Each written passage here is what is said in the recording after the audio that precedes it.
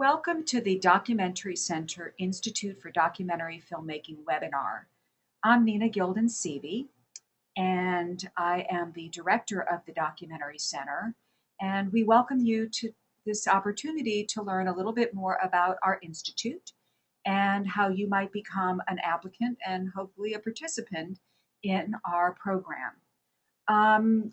If there is anyone who is having trouble with either the video portion or the audio portion of this, you may go down to the chat and Dove Davis, who is in charge of admissions, will respond to your chat questions.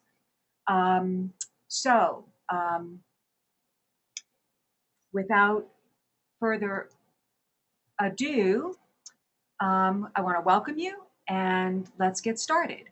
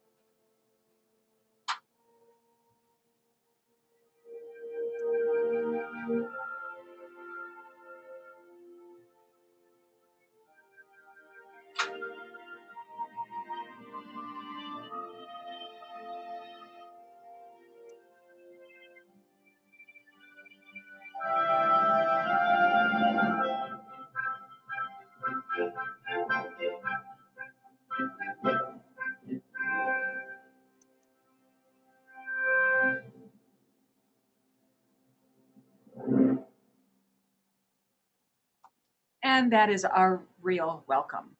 So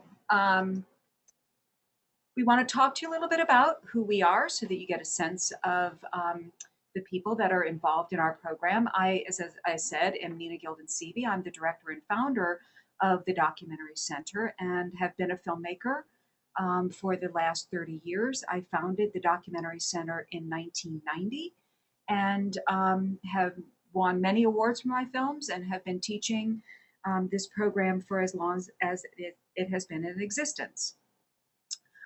This year's technical instructor is going to be Chithra Jairam, and she worked with us last year. She's a very, very fine documentarian and a graduate of the University of Texas at Austin with her MFA and has a number of documentary films out on the festival circuit right now. And Dove Davis, who a number of you have already had contact with, is the assistant director of the center and is in charge of all of our admissions process. So as you go through this application process, you'll probably want to be in touch with Dove with whatever questions that you have. And as I said, as we go through the presentation today, you can chat with her. We do prefer if you go ahead and save all of your questions for the end. And but you can, if there's something that immediate that comes up, certainly don't hesitate to chat with Dove as we go along. What we do, we teach documentary filmmaking principles, methods, and techniques, and we produce many high-quality documentary films for national and international audiences. Sometimes our students work on my particular films, and sometimes they work on their own films. But we are always in the constant process of production. We host many symposias and seminars and screenings as part of our community outreach program, and we are always interested in becoming more involved in what is the dialogue of documentary film. We encourage the production of documentary filmmaking from around the globe. We have many international students who have come to the Documentary Center through our fellowship program, and I think we have really managed to bring some emerging filmmakers into the spotlight across the globe. We consult with independent filmmakers and traditional broadcasters and emerging media outlets about the creation and about the presentation of documentary films. And we hope that we are forging a community of documentarians, both domestically and internationally. And I think that we are a distinct player in what is a fairly large documentary community that is ever growing. So those are our goals, and we sort of stick to them every day of the work that we do, and look forward to you becoming a part of them. What is the Institute for Documentary Filmmaking? The Institute for Documentary Filmmaking is our only educational offering. It is ranked one of the top 10 filmmaking programs in the country. It is a 6-month program that we offer every January through June. We do not offer it in the fall, but it goes goes through the spring semester of what is our academic year and through the end of the first summer session, which takes us from January through June. You, upon successful completion, receive a graduate certificate in documentary filmmaking, as well as 9 graduate credits, whether you need them or not, but they could be allocated to another graduate program if you're so inclined, or you may just find that the graduate certificate is what you need, but we do allocate the additional credit as we are a 4-credit program. As I said, we have had now 24 years of experience in teaching documentary filmmaking, and we take about 15 to 18 students per year. So what are the benefits of coming to the Institute for Documentary Filmmaking? First of all, there is no other program like it. I have been teaching documentary filmmaking for such a long time that I have come to believe that documentarians actually don't need to go to film school.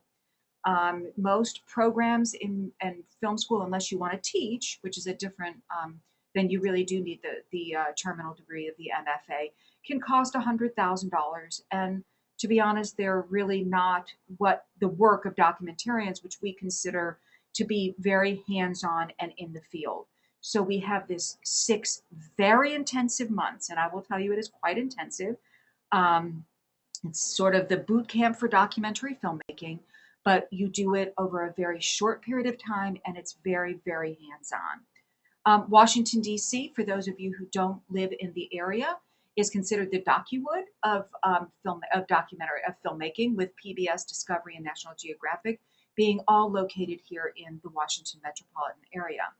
And you have so many opportunities to attend film screenings and professional development seminars and all kinds of our sort of community outreach that we are doing on a consistent basis. So even what you do outside of the classroom has many, in terms of our screenings and our talkback conversations, you'll find that you're constantly being engaged. All of our guest speakers are at the highest quality of their professions. We've all either been, I myself have been shortlisted for the Academy Award, have been nominated for an Emmy Award 5 times and have won once.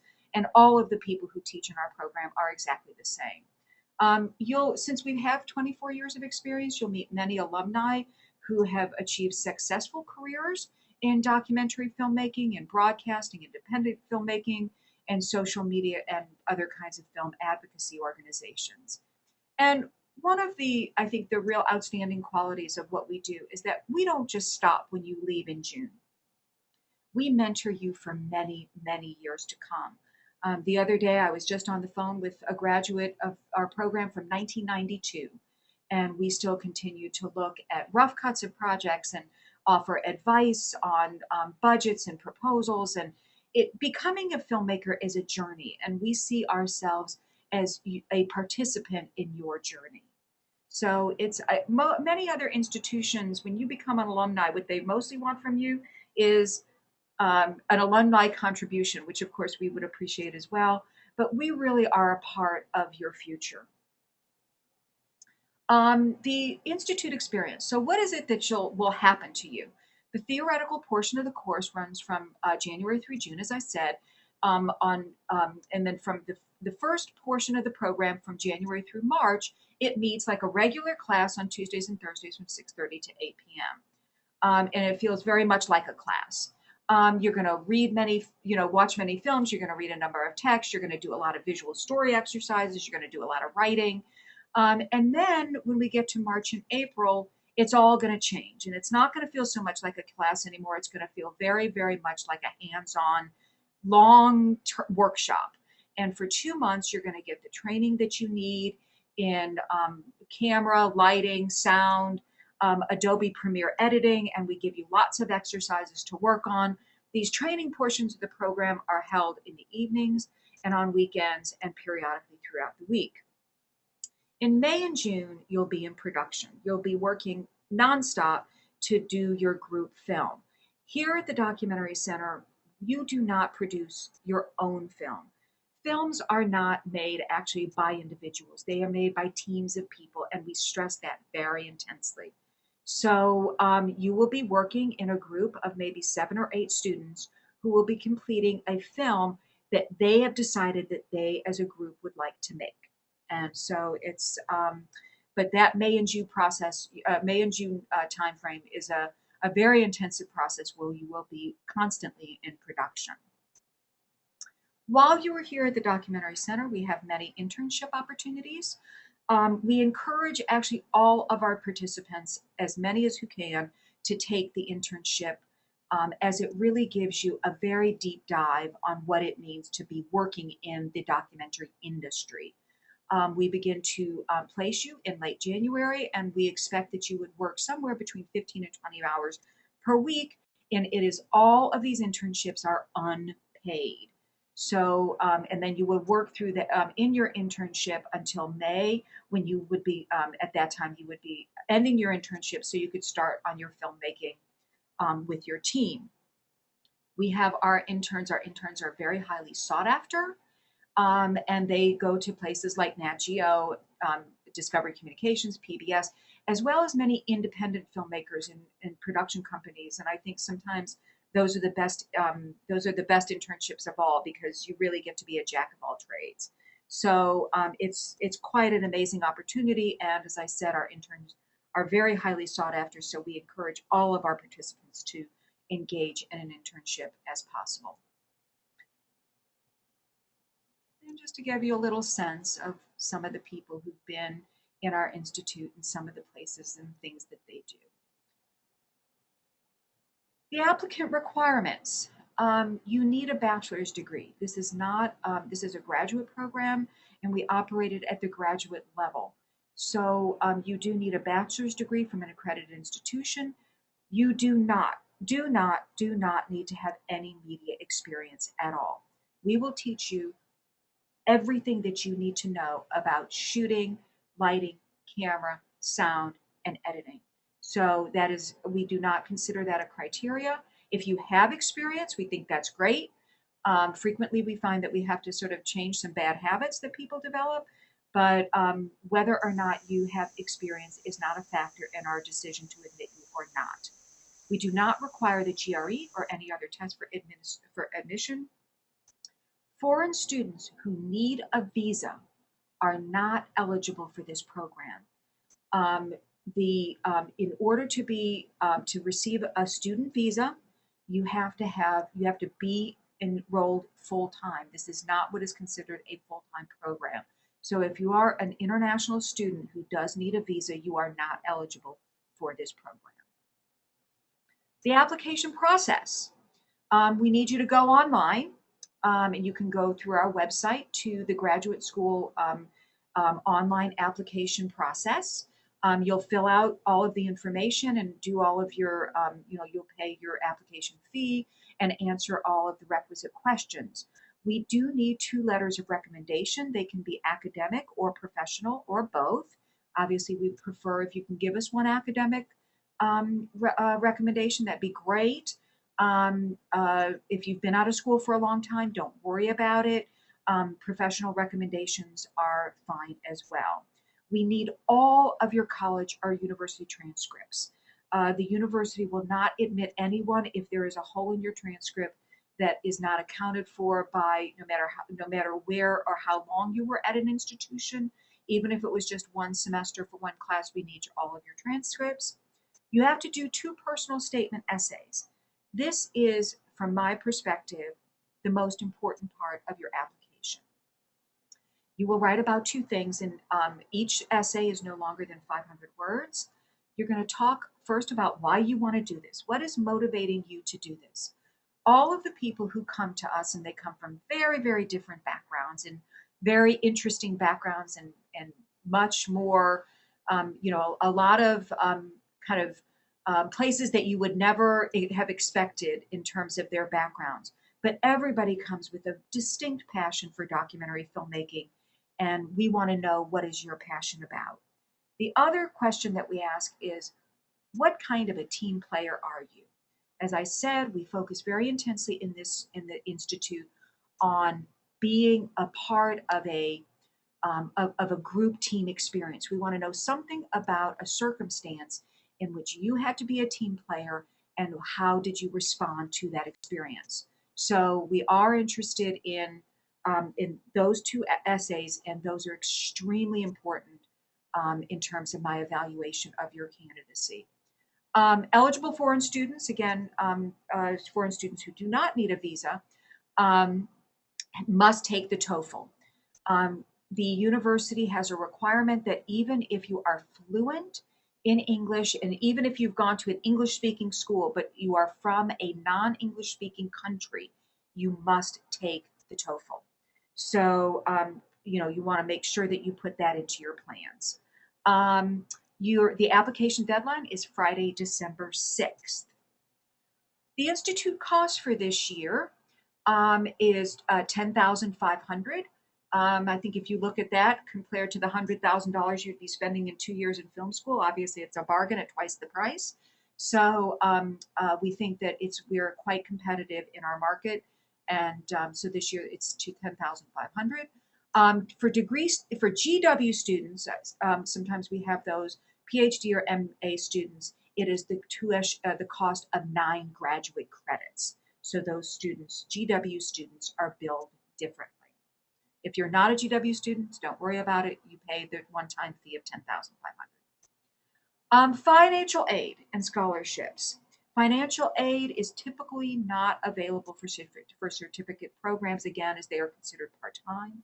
But for additional commercial loan application information, please go to our website, and we do provide you links to places where you can get essentially commercial loans.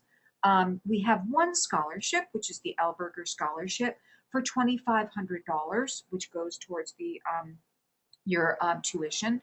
And that is based on an additional essay. We want to know why you believe that you should get the Alberger Scholarship, and that essay is also due on December 6th.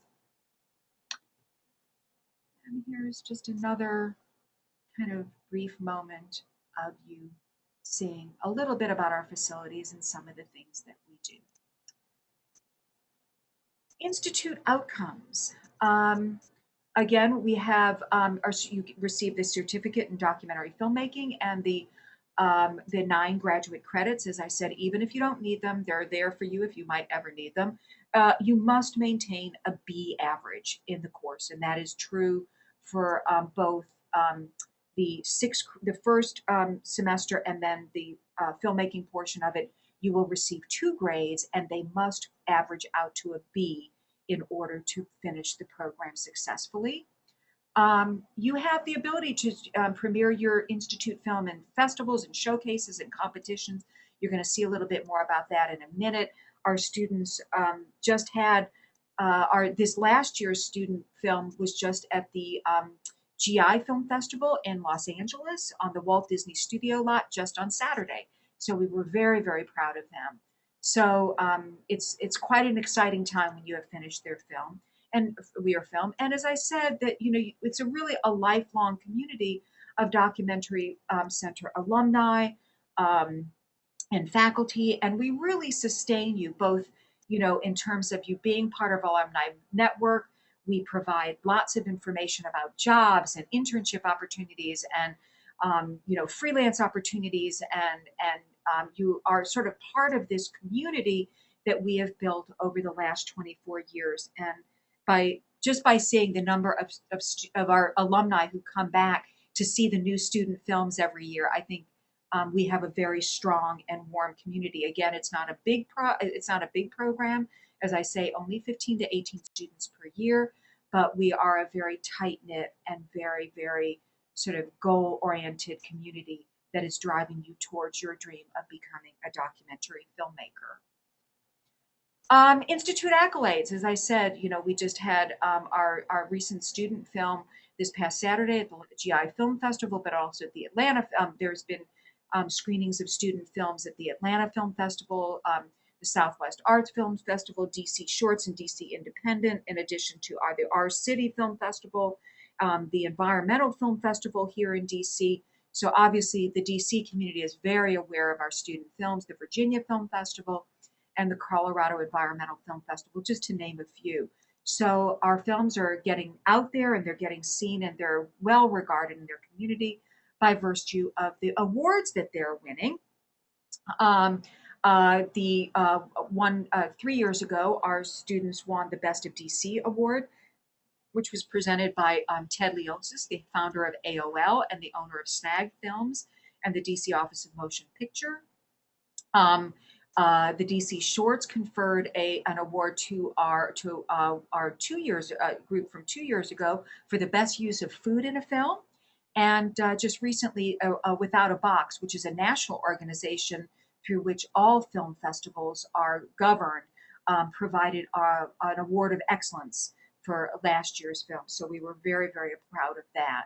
So our student films are achieving a lot of just accolades and interest just on their own. And that's just the start of your own journey as a documentarian. Here's what some of our alumni are doing now. They're in broadcasting and journalism. Almost every newspaper now has an online media website where documentary style content is being generated. And it's really been a wonderful boon for documentary filmmakers that the journalism profession has embraced us and are using that kind of content on their website. So if you go to WashingtonPost.com or the NewYorkTimes.com, or if you're Slate or any of the other sort of major publications online, they all have documentary content. Museum video exhibitions, we have a lot of people who come from the museum world. New media and film outreach, some of our people, our students or alumni, have been interested in film festivals and in film promotion, and they're doing a lot of that kind of work. And then, of course, independent filmmaking, making their own film. The cost of production of documentary filmmaking has really plummeted as the technology has become cheaper and more accessible. And what a great way to be able to make your film. And we actually guide you along the process through the Institute so that you can have a very, very good idea of the kinds of things that you might be able to do for yourself. We want you to connect with us. As I said, Dove Davis is the director of admissions, and you might have many, many questions other than what we can answer in this brief webinar. But certainly never hesitate to get in touch with us. We're always here. You should go to our website. There is a lot of information. I take you through every week and what it is that you're going to be doing in the Institute. And there's testimonials. There's all kinds of additional information that you'll find. You should like us on Facebook. We're always putting out information on our Facebook page and our Twittering. Lots of information. You should take a look at all of those opportunities to connect with us.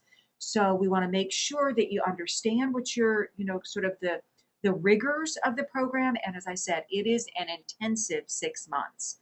But what we can give you in 6 months, a lot of people are trying to grasp in 2 years. It's fast paced. It moves along. It's demanding. It's a graduate program. So it's not a workshop. It's not, it's not, something that you're going to do in your off hours. But if you're really serious about becoming a documentary filmmaker, which, most people are, by the time that they've, decided to look into a program like this kind of rigor is, I think, you're going to find you in good stead. And that has certainly been true for our students and alumni. So, questions. You can raise your hand, and I can see you on our control panel here, and I can call on you, and you can ask a question. Okay, I already have a couple of questions. Hang on.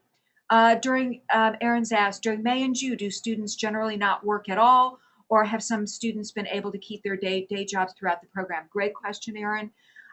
Here's what we suggest. For students who do work, and we do have students who work, there's no question about it. People have to earn a living.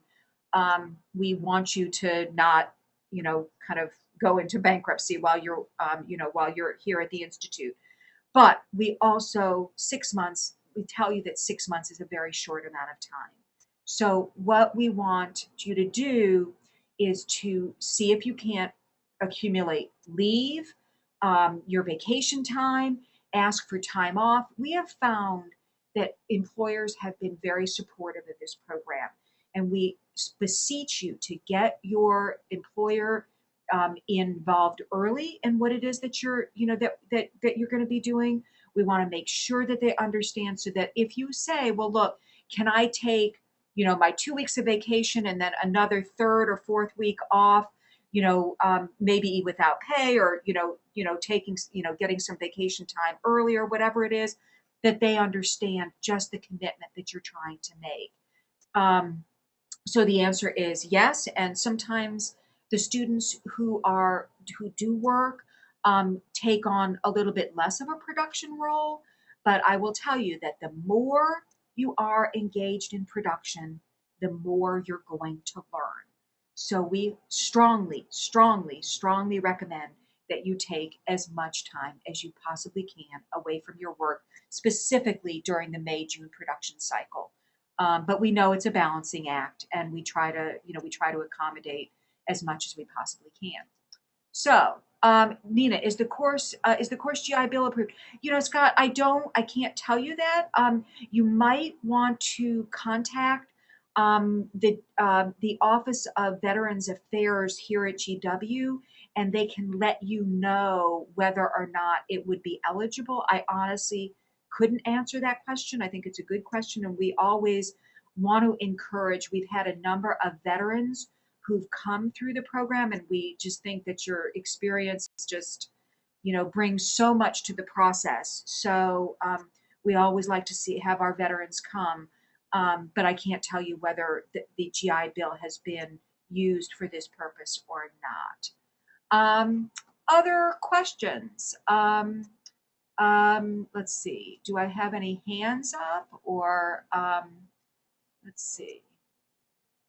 Any other questions or concerns? Please don't hesitate to ask. You can always come. We are going to be posting the webinar on our website, so you'll be able to go back through this information again. And if and as I said, Dove Davis is here for you. I mean, for the next 6 weeks or whatever it is until the application deadline, we really encourage you to inform yourself as completely as possible, so that we can help you guide yourself to what is hopefully a successful application for you. So you should never ever hesitate to get in touch with us. That's what we're here for. And Dove is an extremely patient person and will answer all of your questions as they come in. And you certainly, if you're in the Washington area, or you want to go ahead and come in, you can come in and talk with her, or certainly you can meet with her at a time over the phone as well. I've got some more questions. Good. I always like more questions. Question about the equipment, availability of camera, mics, lighting during May and June hours of the editing lab. The blessing of coming to GW is that it is here for you all the time, 24/7. We have some of the most beautiful facilities on the East Coast. There have been other schools that come here, including NYU. Faculty have come there and say, we don't have anything that looks like what you have here at GW. We have 50 high definition cameras to be checked out. Every student who learns editing learns at their own editing station. Everything is state of the art, and we are very blessed with very beautiful surroundings. So, and not only that, but it is 24/7. Whenever you're willing to work, and I have taken questions from students at 3 a.m. It's not my favorite time of day, but our students are always working and always engaged, and we give you everything that you need to do that. And it is not, in a lot of places you have to raise your own money to make your films. We provide you everything you need here at GW. That's something that you never ever have to worry about. Okay, can you talk about what types of folk that end up taking the program? Are there lots of folks straight out of undergrad? That's a great question. It's a real mix. And here's the calculus of admissions, which is that I try to find the most both diverse in terms of background and sort of interests and experience and worldview, and I try to make a class that is going to hold together as a production team. Production is it's a very intense experience, and we try to bring together a group of individuals that we think are really going to do well together. So that's why I cannot stress enough the essays that you write and your presentation about who you are and what makes you interesting and what's your passion about and what have you done that makes you a team player. Like, why do you think that you work well with others, and specifically in a very stressful situation as production always is? So it's really something. So I would say that some people are 22, 23, and they're straight out of college, and some people are 43 and haven't been to college in a long time. It's a pretty diverse group because I think you learn really well from one another. And so I look for a really interesting group of people who are willing to sort of take this journey together. When can applicants expect to receive notification of their admissions once they have submitted all required documents? We do not have rolling admissions. So we do suggest that you get your information in so that you want to make sure that we have a lot of time to review your application. We will notify all of our applicants no later than December 20th. We know that's a short turnaround with Christmas and whatnot, but we try to give everybody the same chance to get in. And with our application deadline is December 6th, you will hear from us no later than the 20th, and most likely a bit earlier than that. Again, sometimes it gets me, I get concerned because if we get lots and lots of applications, we want to make sure we do everybody justice, but it would be no later than December 20th. Transcripts from other countries, yes, we absolutely have to have transcripts. It doesn't matter whether you're from an American university or from an international university. We must have all transcripts, or the graduate school will not process your application. Can you describe the process for how the project's teams are chosen for the course? That's a great question. So here's the here's the process. The beginning of May, every student ranks what it is that they would like to do, whether from a producer to a writer to a director of research to a editor, shooter, location sound, and sound mix. And so you rank what it is that you like to do, 1, 2, 3. So we kind of match you with what we think will be your best, what is your best fit. And certainly, as I said before, if you have time constraints, obviously that'll affect how much participation. Usually everybody except for the producers takes on 2 roles. So like you can be a shooter and an editor, or you can be a sound person and an editor, or you can be the director of research and a shooter. So you really get a good chance to do a lot of things. At the very beginning of May, every student in the program brings in 3 ideas. We chop the group in 2. There'll be 2 films of about 7 or 8 people each. And you pitch your 3 ideas to the other 6 people or 6 or 7 people in your group. You all decide as a group on 2 possible projects that your group can stand behind. And then Chithra, Dove, and I are the pitch panel, just the same way as you would go to a broadcaster and have to pitch your show. You will pitch, and we decide as a group. We don't tell you what to do, but we do kind of give you insight into how doable is the project, what are the likely potholes of the project, have you thought about all the different permutations of the project, and so we kind of help you make a decision that is a kind of the right choice for your group. And then that same day, you get your production assignments and you are off and running. So you really have a good 8 weeks of production. But again, very collaborative. We expect our students to be working together in a positive and productive way. I live in the US, but I have studied in my home. That's fine. It doesn't mean again, if you're from a non-English speaking country, you have to take the TOEFL. So my suggestion again, if you're from, if you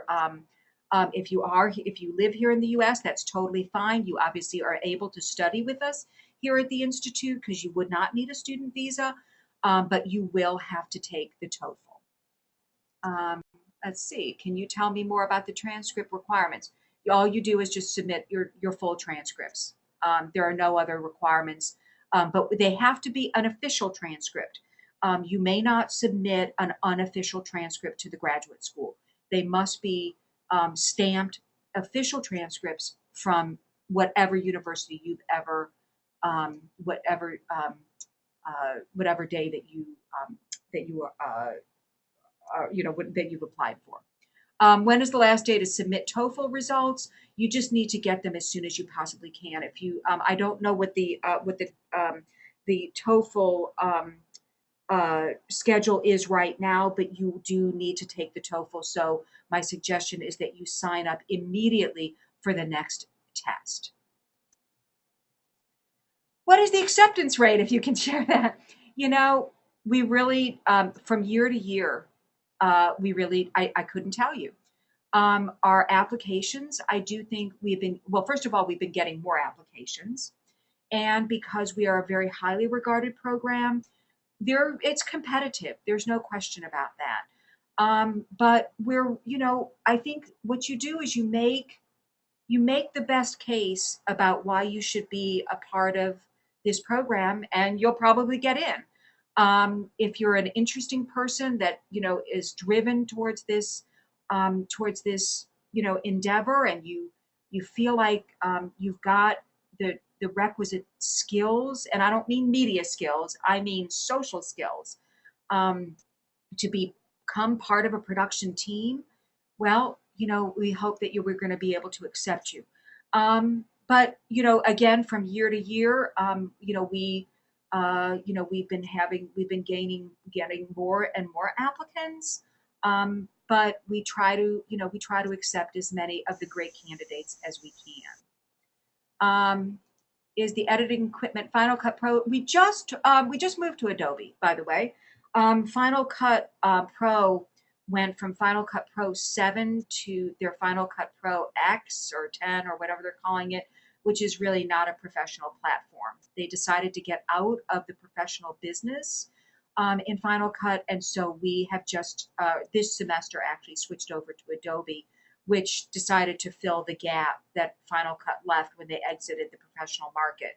So so you'll be learning on Adobe this year. Is there a reading list available before the program begins?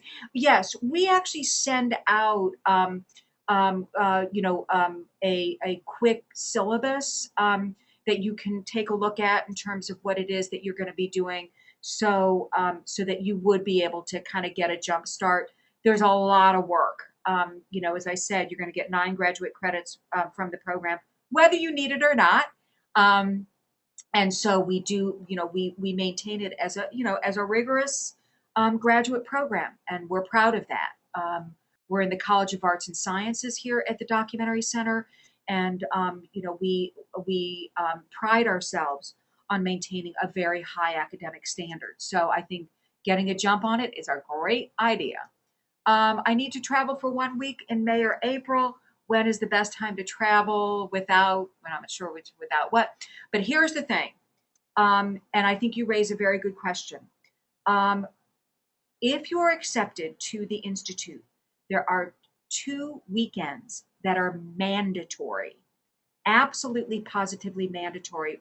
The first one is when we do the introduction to lighting, camera, and sound, and when we do the introduction to Final Cut. The introduction to Adobe Premiere.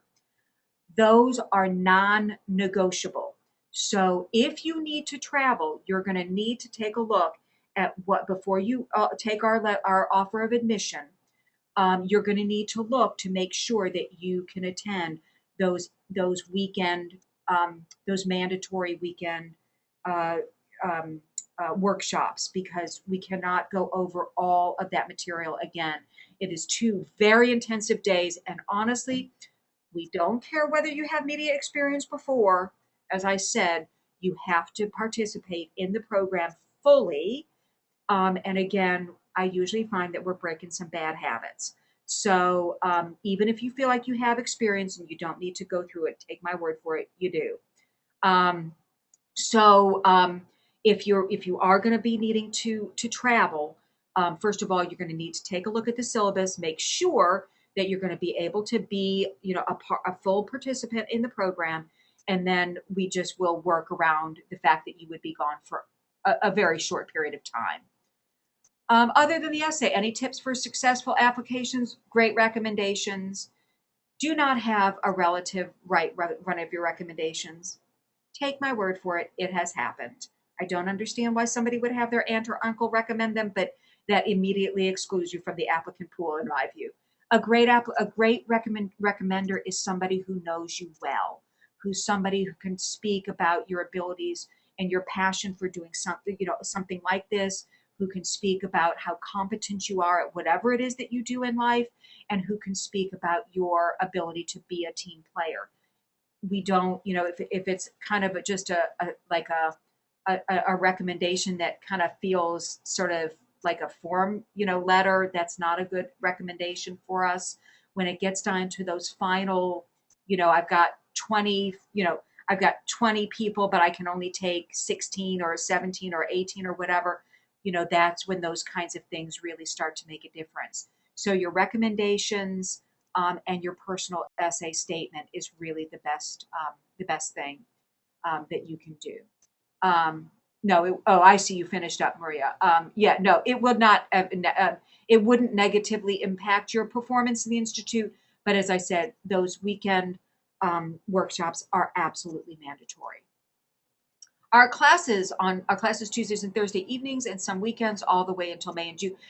No, that's a good question. It's just January, February, March.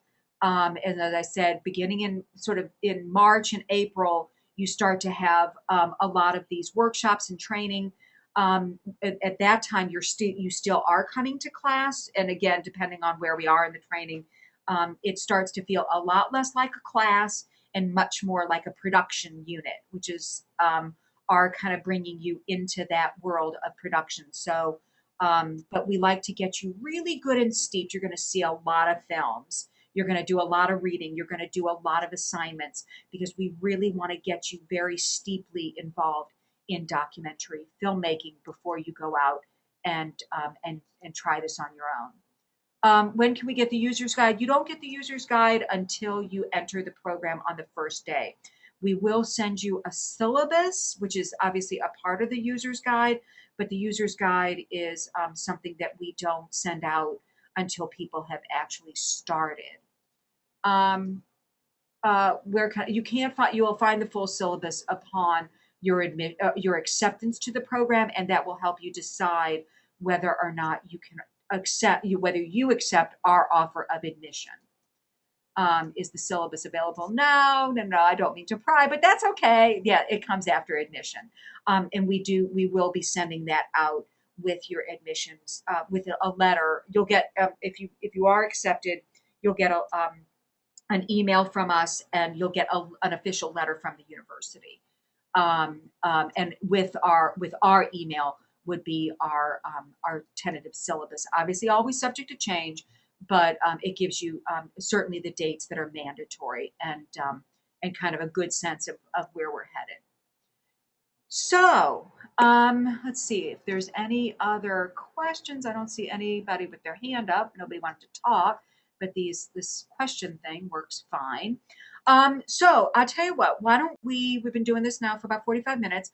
Why don't we break for the evening? And certainly any other questions, we're Dub is available to all the time.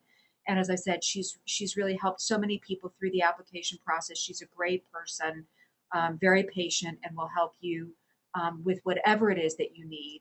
And I very much look forward to reading your application, and I would love to admit all of you for sure. And so I hope that you give me a reason to do that. And I would look forward to meeting you in January.